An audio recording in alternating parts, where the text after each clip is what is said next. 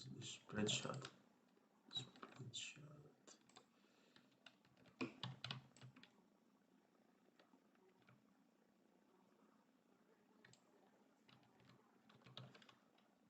Let's see. Always good to have this event, the rest up event. Don't forget to take the empty canister.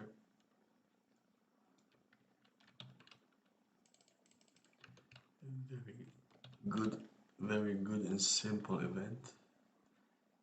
Very handy, like I said. 2 combat gear coupon. 1 Glock 16. 2 full canister. Check.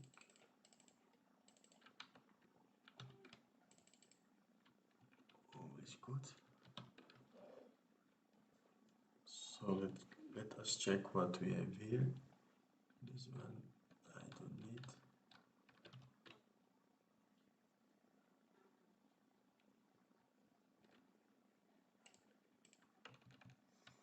So what I noticed, the rest up event is good for like daily weapons, and the airdrop event is good for daily melee weapons.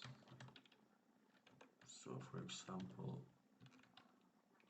here at this event, you'll get, like I said, the Glock 17, 2 red tickets, or sometimes M16, guaranteed. So very nice event.